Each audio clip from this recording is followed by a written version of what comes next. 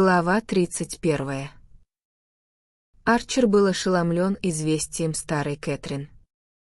Было вполне естественно, что мадам Оленская поспешила из Вашингтона в ответ на призыв бабушки, но то, что она решила остаться под ее крышей, особенно теперь, когда миссис Мингот почти полностью выздоровела, поддавалось объяснению с большим трудом. Арчер был уверен, что на решение мадам Оленской не повлияло изменение ее финансового положения. Он знал точную цифру того скромного дохода, который муж выделил ей при расставании. Без прибавки к содержанию от бабушки этого едва ли хватило бы на жизнь в любом смысле, известном лексикону Минготтов, а теперь, когда Медора Мэнсон, разделявшая с ней жизнь, была разорена, такое жалкое пособие едва ли позволило бы двум женщинам одеваться и питаться. И все же Арчер был убежден, что мадам Оленская приняла предложение бабушки не из корыстных побуждений. Ей были свойственны беспечная щедрость и судорожная расточительность людей, привыкших к большим состояниям и равнодушных к деньгам, но она могла обходиться без многих вещей, которые ее родственники считали совершенно необходимыми. Миссис Лавелл Мингот и миссис Уэлланд часто сокрушались, что человек, вкусивший космополитическую роскошь заведений графа Оленского, так мало заботится о том, как все должно быть принято в обществе. Более того, как знал Арчер, прошло уже несколько месяцев с тех пор, как ее содержание было урезано, однако за это время она не предприняла никаких усилий, чтобы вернуть расположение бабушки. Следовательно, если она и изменила свой курс, то по какой-то другой причине. Искать эту причину ему долго не пришлось. По дороге с парома она сказала ему, что они должны оставаться порознь, но произнесла она это, склонив голову на его грудь. Он знал, что в ее словах не было расчетливого кокетства, она боролась со своей судьбой, как он боролся со своей, и отчаянно цеплялась за свое решение не нарушать верность людям, которые им доверяли. Но за те 10 дней, что прошли с момента ее возвращения в Нью-Йорк, она, возможно, догадалась по его молчанию и по тому факту, что он не пытался с ней увидеться, что он обдумывает решительный шаг, после которого уже не будет возврата. При этой мысли ее мог охватить внезапный страх перед собственной слабостью, и она могла почувствовать, что, в конце концов, лучше принять компромисс, обычный в таких случаях, и пойти по линии наименьшего сопротивления. Часом ранее, когда он звонил в звонок миссис Мингот, Арчеру казалось, что его путь перед ним ясен. Он намеревался поговорить с мадам Оленской наедине, а если это не удастся, узнать у ее бабушки, в какой день и каким поездом она возвращается в Вашингтон. В этом поезде он намеревался присоединиться к ней и поехать с ней в Вашингтон или так далеко, как она сама пожелает. Его собственная фантазия склонялась к Японии. Во всяком случае, она сразу поймет, что куда бы она ни поехала, он поедет за ней. Он намеревался оставить Мэй записку, которая отсекла бы любую другую альтернативу. Он воображал, что не просто набрался духу для этого прыжка, но и страстно желает его совершить, и все же его первым чувством, когда он услышал, что ход событий изменился, было облегчение. Теперь, однако, по дороге домой от миссис Мингот, он осознавал растущее отвращение к тому, что его ожидало. В пути, по которому ему, по-видимому, предстояло пройти, не было ничего неизвестного или незнакомого, но когда он шел по нему раньше, он был свободным человеком, который ни перед кем не отчитывался в своих поступках и мог с забавной отстраненностью отдаваться игре предосторожностей и уверток, утаек и уступок, которых требовала эта роль.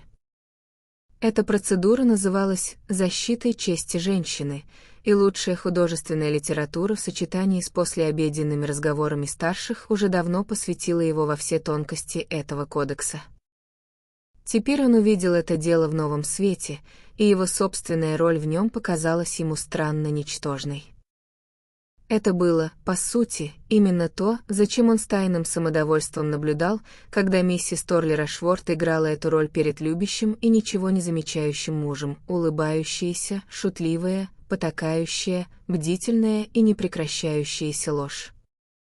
Ложь днем, ложь ночью, ложь в каждом прикосновении и в каждом взгляде, ложь в каждой ласке и в каждой ссоре, ложь в каждом слове и в каждом молчании. В целом, для жены было проще и менее подло играть такую роль по отношению к мужу. Молчаливо признавалась, что женские стандарты правдивости ниже. Она была подчиненным существом, искушенным в искусствах порабощенных.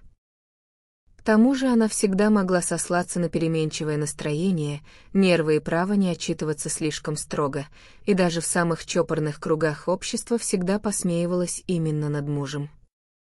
Но в маленьком мире Арчера никто не смеялся над обманутой женой, а к мужчинам, которые продолжали свои интрижки после женитьбы, относились с известной долей презрения. В севообороте жизни существовала признанная пора для посева дикого овса, но сеять его разрешалось лишь однажды. Арчер всегда разделял этот взгляд, в глубине души он считал Лефертца презренным. Но любить Элен Оленскую не означало стать таким человеком, как Лефертц. Впервые в жизни Арчер оказался лицом к лицу с пугающим аргументом исключительного случая. Элен Оленская не была похожа ни на одну другую женщину, он не был похож ни на одного другого мужчину. Их ситуация, следовательно, не походила ни на чью другую, и они не подлежали никакому суду, кроме суда собственного разума. Да, но еще через 10 минут он поднимется по ступеням собственного дома, а там его ждут Мэй, привычка, честь и все те старые приличия, в которые он и его близкие всегда верили. На углу своего квартала он помедлил, а затем пошел дальше по 5-й авеню. Впереди него в зимней ночи высился огромный неосвещенный дом. По мере приближения он думал о том, как часто видел его залитым огнями, со ступенями под навесом, устланными коврами и каретами, расположенными в 2 ряда у обочины. Именно в оранжерее, которая тянулась своей мертво-черной массой вдоль боковой улицы, он впервые поцеловал Мэй. Именно под сиянием бесчисленных свечей бального зала он увидел ее появление, высокую и серебристо-сияющую, словно юная Диана. Теперь дом был темен, как могила, за исключением слабого отблеска газа в полуподвале и света в одной из комнат верхнего этажа, где не были опущены шторы. Когда Арчер дошел до угла, он увидел, что у дверей стоит экипаж миссис Мэнсон Мингот. Какая удача для Силлертона Джексона, если бы он случайно проходил мимо. Арчера глубоко тронул рассказ старой Кэтрин об отношении мадам Оленской к миссис Бафорт, из-за этого праведное осуждение Нью-Йорка казалось малодушным равнодушием. Но он слишком хорошо знал, какое истолкование клубы и гостиные дадут визитам Элен Оленской к своей кузине. Он остановился и посмотрел на освещенное окно. Без сомнения, 2 женщины сидели вместе в этой комнате. Бафорт, вероятно, искал утешения в ином месте. Ходили даже слухи, что он уехал из Нью-Йорка с Фенни Ринг, но поведение миссис Бафорт делало это известие маловероятным. Ночная 5-я авеню была почти полностью в распоряжении Арчера. В этот час большинство людей сидели по домам, одеваясь к обеду, и он втайне радовался, что уход Элен, скорее всего, останется незамеченным. Как только эта мысль промелькнула в его голове, дверь открылась, и она вышла. Позади нее брезжил слабый свет, какой обычно несут по лестнице, чтобы указать дорогу. Она повернулась, чтобы сказать кому-то пару слов, затем дверь закрылась, и она сошла по ступеням. «Элен», — негромко позвал он, когда она ступила на тротуар. Она остановилась с легким испугом, и как раз в этот момент он увидел приближающихся 2 молодых людей модного покроя. В их пальто и в том, как нарядные шелковые кашне были сложены поверх белых галстуков, сквозило что-то знакомое, и он удивился, почему юноши их круга отправляются на обед так рано. Затем он вспомнил, что Реджи Чиверсы, чей дом находился на несколько дверей выше, собирали этим вечером большую компанию, чтобы посмотреть на Аделаиду Нилсон в «Ромео и Джульетте», и догадался, что эти двое были из их числа. Они прошли под фонарем, и он узнал Лоуренса Леферца и молодого Чиверса. Низкое желание, чтобы мадам Оленскую не видели у дверей Бофортов, исчезло, как только он почувствовал проникающее тепло ее руки. «Теперь я увижу вас, мы будем вместе», — вырвалось у него, он едва соображал, что говорит. «Ах», — ответила она, — «бабушка вам уже сказала?» Пока он смотрел на нее, он заметил, что Леферц и Чиверс, дойдя до дальней стороны угла улицы, тактично свернули через Пятую авеню. Это была та самая мужская солидарность, которую он и сам часто проявлял на практике, теперь же от их попустительства его тошнило. Неужели она действительно думала, что он и она смогут так жить? А если нет, то что еще она себе представляла? «Завтра я должен увидеть вас, где-нибудь, где мы сможем побыть наедине», — сказал он голосом, который его собственному уху показался почти сердитым. Она заколебалась и двинулась к карете. «Но я буду у бабушки, пока что», — добавила она, словно чувствуя, что ее изменение планов требует какого-то объяснения. «Где-нибудь, где мы сможем побыть наедине», — настаивал он. Она издала слабый смешок, который резанул его по уху. «В Нью-Йорке. Но здесь нет церквей, нет памятников. Есть художественный музей в парке», — пояснил он, заметив ее недоумение. «В 2:30. Я буду у дверей». Она отвернулась без ответа и быстро села в карету. Когда та тронулась, она наклонилась вперед, и ему показалось, что она махнула рукой в темноте. Он смотрел ей вслед в смятении противоречивых чувств. Ему казалось, что он говорил не с любимой женщиной, а с какой-то другой, с женщиной, которой он был обязан за удовольствия, от которых уже устал. Было отвратительно чувствовать себя пленником этого избитого лексикона. «Она придет», — сказал он себе почти с презрением.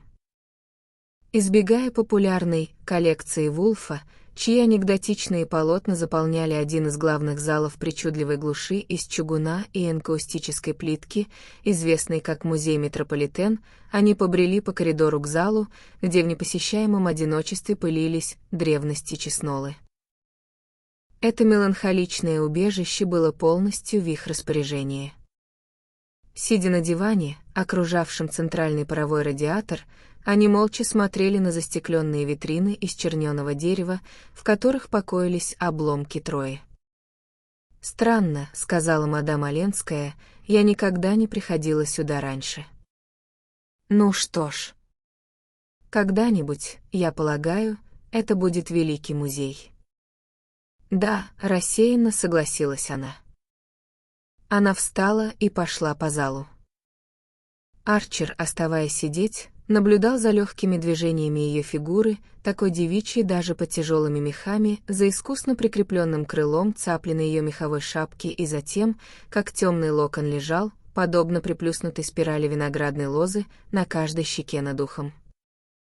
Его разум, как и всегда при их первых встречах, был полностью поглощен восхитительными деталями, которые делали ее самой собой и никем другим.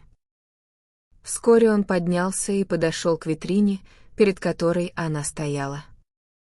Ее стеклянные полки были заставлены мелкими разбитыми предметами, едва узнаваемой домашней утварью, украшениями и личными безделушками, сделанными из стекла, глины, потемневшей бронзы и других стертых временем материалов. «Кажется жестоким», — сказала она, — что через некоторое время все это теряет значение. Становится неважнее этих мелких вещиц, которые когда-то были необходимы и важны для забытых людей, а теперь их приходится разгадывать под увеличительным стеклом и снабжать ярлыком «назначение неизвестно». Да, но тем временем. Ах, тем временем. Когда она стояла там, в своем длинном котиковом пальто, спрятав руки в маленькую круглую муфту с вуалью, опущенной до кончика носа подобно прозрачной маске, и с букетиком фиалок, который он принес ей и который колыхался от ее частого дыхания, казалось невероятным, что эта чистая гармония линии и цвета когда-нибудь подчинится глупому закону перемен. «Тем временем важно все, что касается вас», — сказал он. Она задумчиво посмотрела на него и повернулась обратно к дивану. Он сел рядом с ней и стал ждать, но вдруг услышал шаги, отдающиеся эхом далеко в пустых залах, и почувствовал, как утекают минуты. «Что именно вы хотели мне сказать?» — спросила она, словно тоже услышав это предостережение. «Что я хотел вам сказать?» — переспросил он. «Что ж, я верю, что вы приехали в Нью-Йорк, потому что испугались». Испугалась того, что я приеду в Вашингтон. Она посмотрела на свою муфту, и он увидел, как ее руки беспокойно зашевелились в ней. «Ну что ж, да», — сказала она. «Вы боялись. Вы знали». «Да, я знала». «Ну а тогда?» Настаивал он. «Ну а тогда, так ведь лучше, не правда ли?» Ответила она с долгим вопросительным вздохом. «Лучше. Мы меньше раним других. Разве не этого вы всегда хотели, в конце концов? Чтобы вы были здесь, хотите вы сказать? В пределах досягаемости и все же недосягаемы. Встречаться с вами вот так, тайком. Это полная противоположность тому, чего я хочу. Я говорил вам в прошлый раз, чего я хочу». Она поколебалась. «И вы все еще думаете, что это хуже?» «В 1000 раз». Он помедлил. «Было бы легко солгать вам, но правда в том, что я считаю это отвратительным». «А, я тоже», — воскликнула она с глубоким вздохом облегчения. Он нетерпеливо вскочил. «Ну что ж, тогда моя очередь спросить, что же, во имя господа, вы считаете лучшим?» Она опустила голову и продолжала сжимать и разжимать руки в муфте.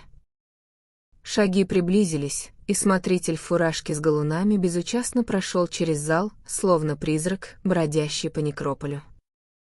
Они одновременно устремили взгляды на витрину напротив них. Когда фигура служителя скрылась в перспективе мумий и саркофагов, Арчер заговорил снова. «Что вы считаете лучшим?» Вместо ответа она пробормотала.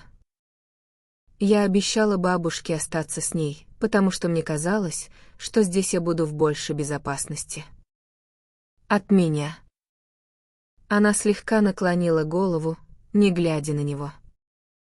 «В большей безопасности от любви ко мне?»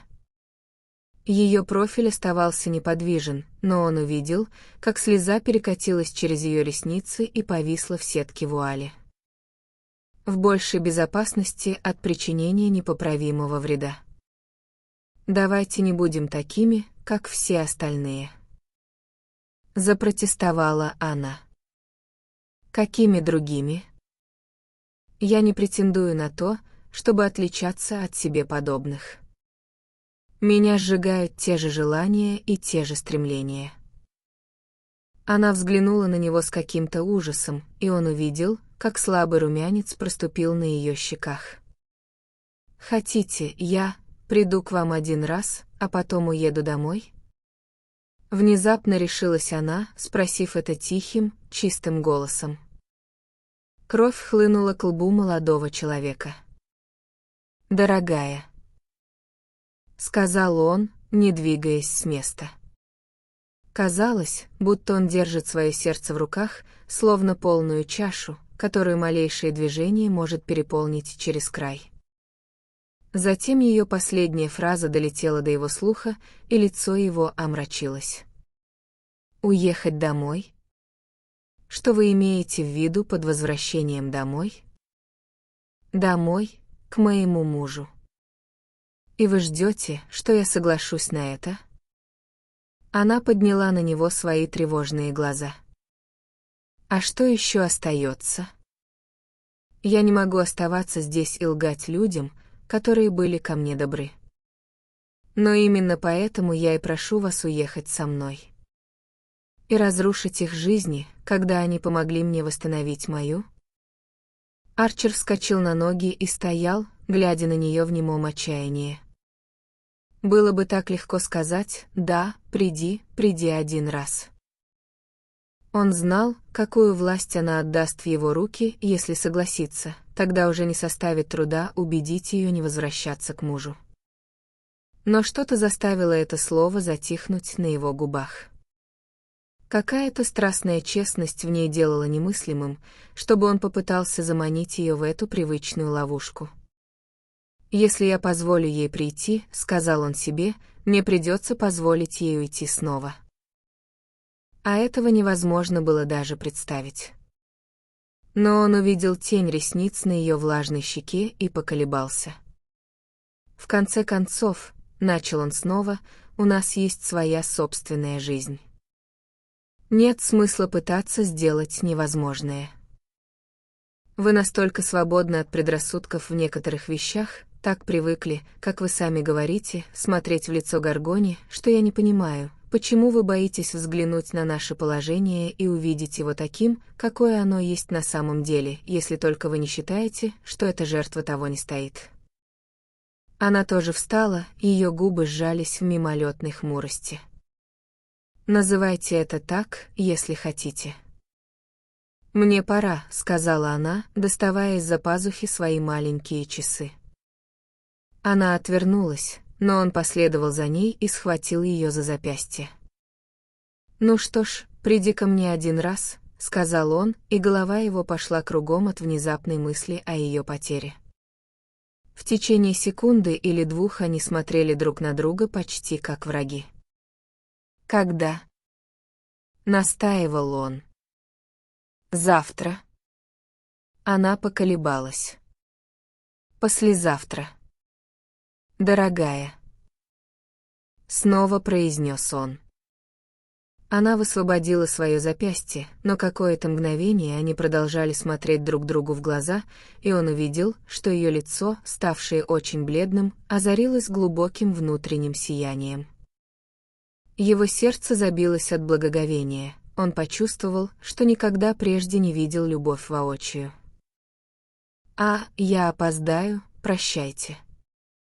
«Нет, не ходите за мной дальше», — воскликнула она и поспешно пошла прочь по длинному залу, словно отраженное сияние в его глазах испугало ее. Дойдя до двери, она на мгновение повернулась, чтобы быстро махнуть рукой на прощание. Арчер шел домой один. Когда он вошел в свой дом, уже опускалась темнота, и он оглядывал знакомые предметы в прихожей так, словно смотрел на них с того света. Горничная, услышав его шаги, взбежала по лестнице, чтобы зажечь газ на верхней площадке. «Миссис Арчер дома?» «Нет, сэр, миссис Арчер уехала в экипаже после завтрака и еще не возвращалась». С чувством облегчения он вошел в библиотеку и опустился в свое кресло. Горничная вошла следом, неся лампу для чтения и подбрасывая угля в угасающий огонь.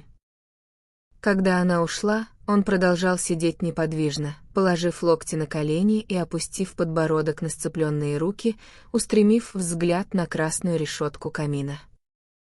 Он сидел там без осознанных мыслей, не чувствуя бега времени, в глубоком и суровом изумлении, которое, казалось, скорее приостанавливало жизнь, чем ускоряло ее.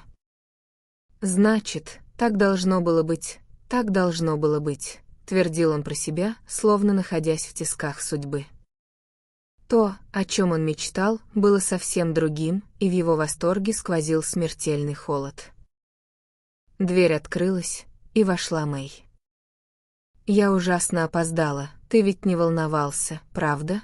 — спросила она, ласково положив руку ему на плечо, что бывало с ее стороны довольно редко. Он поднял на нее удивленный взгляд. «Уже поздно. После 7. Мне кажется, ты спал». Она рассмеялась и, вытащив шпильки, бросила свою бархатную шляпку на диван. Она выглядела бледнее обычного, но вся сияла от какого-то необыкновенного оживления. Я ходила навестить бабушку, и как раз перед моим уходом Элен вернулась с прогулки, так что я осталась, и мы с ней долго разговаривали.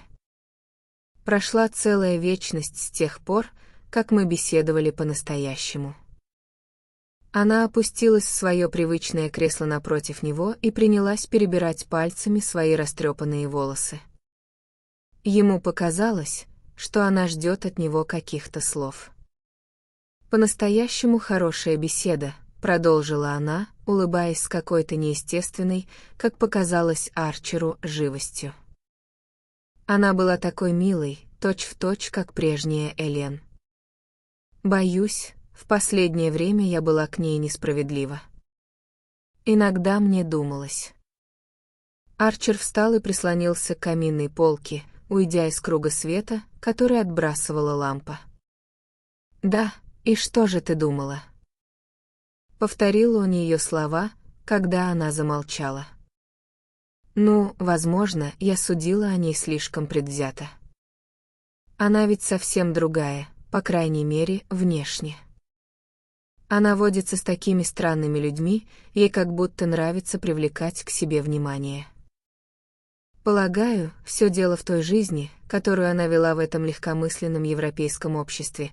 Без сомнения, мы кажемся ей ужасно скучными. Но мне не хочется судить о ней несправедливо». Она снова умолкла, немного запыхавшись от этой непривычно долгой речи, и сидела с чуть приоткрытыми губами, а на ее щеках горел глубокий румянец. Арчер, глядя на нее, вспомнил тот же румянец, который заливал ее лицо в саду миссии в Сент-Агастине. Он почувствовал в ней то же неясное усилие, то же стремление дотянуться до чего-то, что лежало за пределами ее привычного кругозора. «Она ненавидит Элен», — подумал он, и пытается преодолеть это чувство, а также хочет, чтобы я помог ей с ним справиться. Эта мысль тронула его, и на мгновение он был готов нарушить разделявшее их молчание и полностью отдать себя на ее милость. «Ты ведь понимаешь, правда», — продолжала она, — «почему семья порой была раздражена? Мы все поначалу делали для нее все, что могли, но она как будто никогда этого не понимала. А теперь это выдумка — поехать навестить миссис Бафорт, да еще и в бабушкином экипаже. Боюсь, она окончательно оттолкнула от себя Ван дер Лёйденов». «Ах», — отозвался Арчер с нетерпеливым смешком. Открытая была дверь между ними снова захлопнулась. «Пора одеваться, мы ведь сегодня обедаем в гостях, не так ли?» — спросил он, отходя от камина. Она тоже поднялась, но помедлила у очага. Когда он проходил мимо нее, она порывисто шагнула вперед, словно желая его удержать. Их глаза встретились, и он увидел, что ее взгляд был точно таким же влажным и синим, как и в тот день, когда он оставил ее, чтобы поехать в Джерси-Сити. Она обвила руками его шею и прижалась щекой к его щеке. «Ты сегодня еще не целовал меня», — прошептала она, и он почувствовал, как она дрожит в его объятиях.